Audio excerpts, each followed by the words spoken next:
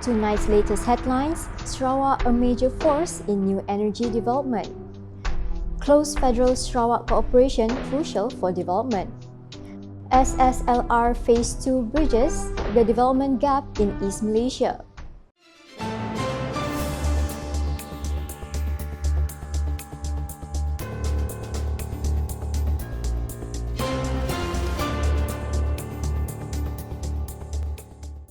Assalamualaikum and good evening. Sarawak continues to be recognised as a major global giant in new energy development. Prime Minister Datuk Seri Anwar Ibrahim said Sarawak today is far more advanced compared to 50 years ago thanks to the state's visionary leadership. He noted that the world increasingly recognises Sarawak as a state that is progressing rapidly. Dia Sarawak sekarang bukan Sarawak 50 tahun dulu. Sarawak sekarang, saya pergi di mana? Di Geneva, di Paris, di Jepun. Orang bicara Sarawak ini sebagai gergasi dari segi kekuatan tenaga baru di rantau ini.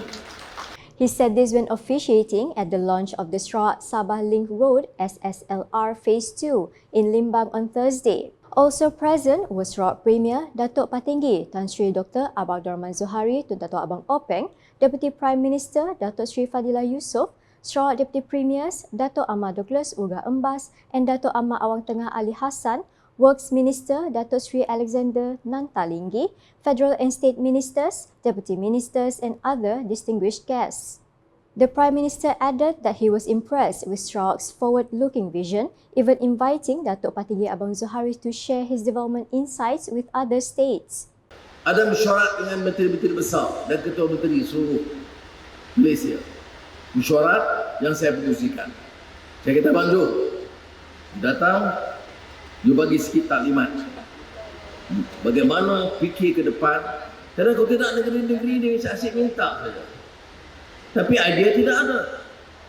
Kerja kurang. Dia fikir-fikir pandangan lama. Tapi saya lihat ada rencana-rencana baru. Esok saya akan bersama-sama rasmikan di Kuching. Teknologi baru. Siapa boleh fikir? Berjangan kata 50 tahun lalu, 20 tahun lalu, Sarawak nak ke depan dari segi teknologi baru. At the same event, Anwar also approved an allocation of about 11 million ringgit for the construction of a clinic in Medamit following a request made earlier by Deputy Transport Minister and Limbang MP Datuk Hasbi Habibullah. Meanwhile, the SSLR Phase 2 project, valued at 7.15 billion ringgit, began on 24th June 2024 and is scheduled for full completion within 5 years by 23rd June 2029. The project covers more than 335 kilometers of new road, including the Mulu Long Seridan stretch 65 kilometers, Long Seridan Naga Medamit 108 kilometers, Long Looping, Long Komap in Bakalalan 63 kilometers and Rumah Aling Long Looping 99 kilometers. Meanwhile, Sarawak Premier Datuk Patinggi Tan Sri Dr. Abdul Rahman Zohari Tun Datuk Abang Openg in his address said that cooperation between the federal government and the Sarawak government is a crucial driver of progress and development in the land of the Hornbills. He added that such cooperation also plays a vital role in contributing to ASEAN's overall development. Jalan yang kita bangun hari itu akan menghubungkan Sarawak, Sabah dan juga negara jiran kita Brunei Darussalam. Ini adalah satu perhubungan yang sangat penting dalam kita membangunkan kawasan ASEAN ini. Secara kebetulan Perdana Menteri kita adalah pengerusi ASEAN pada tahun ini. Jadi that is our contribution to ASEAN. Makna dia 3 wilayah di Borneo ini, Brunei, Sabah dan Sarawak, dihubungkan dengan jalan yang baik. The Premier noted that the SSLR Phase 2 project, which links Sarawak, Sabah and Brunei Darussalam, is also a key factor in this effort. Sikit barang yang harus kita bangunkan di kawasan utara, iaitu bekalan elektrik dan bekalan air. Sarawak telah memberi peruntukan melalui Sarawak Water untuk kita menghubungkan bekalan air dan elektrik. Dengan adanya jalan raya, jeraya kita tu yang baik, bekalan elektrik, bekalan air, maka kegiatan ekonomi kita, termasuklah pelancongan dan juga sektor pertanian, akan terus kita mantapkan lagi. Inilah disebut sebagai kerjasama yang erat di antara kedua-dua kerajaan demi untuk rakyat tercinta. With close collaboration between federal and Sarawak leaders, he stressed better services can be delivered to the people. Earlier in his welcoming remarks, Works Minister Datuk Seri Alexander Nantalinggi explained that the SSLR Phase 2 project, approved by the federal government in 2023 with a total cost of 7.15 billion ringgit, has become one of the most significant mega projects aimed at narrowing the development gap in East Malaysia. He said the 335-kilometre project involves key areas including Miri, Limbang, Lawas and Bakalalan, and is being implemented in packages to ensure construction quality and timely completion. Tidak terkecuali adalah pembinaan jalan raya di kawasan pedalaman Sarawak seperti projek SSLR2 yang akan diluncurkan pelaksanaannya sebentar lagi. Dan SSLR2 merupakan projek kesinambungan kepada projek SSLR fasa 1 di Lawas yang telah mula pelaksanaan pada tahun 2021 dan kini telah mencapai kemajuan kurang lebih 60% sehingga Julai 2025. Once completed, SSLR2 will serve as an alternative route for residents travelling between Sarawak and Sabah without having to pass through the existing international road. In addition to improving mobility, Alexander noted that the project is expected to generate greater economic opportunities, particularly in the agro and ecotourism sectors, while also strengthening social inclusion and national unity. He stressed that SSLR2 reflects the commitment of both the federal and Sarawak governments in enhancing transport networks, which form the backbone of economic and social development. The World War II Sarawak liberation from Japanese occupation monument now stands grandly at Pending Point, Kuching. According to Sarawak Deputy Premier, Dato' Amar Professor Dr. Sim Kui Hian, the monument was built in conjunction with the 80th anniversary of Sarawak's liberation from Japanese occupation on September 11, 1945, at the historic location that witnessed the official surrender of Japanese troops to Brigadier General Thomas E. Stick of the Australian Army. He said the monument symbolises appreciation to the Allied forces from Australia, Britain, New Zealand, Canada, as well as local fighters and the people of Sarawak who endured suffering during the more than 3 years of Japanese occupation. This monument is our promise that their courage, their sacrifices will never be forgotten. Only scars on nations, on families, and on generations. This is why we gather to remind ourselves that peace, freedom, and security cannot be taken for granted. They must be defended, nurtured, and passed on to those who came after us. So the younger generation must understand that the opportunities that we enjoy today were paid for with sacrifices, the courageous, and those who had done so much for us. He said this during his speech at the monument's inauguration ceremony on Thursday.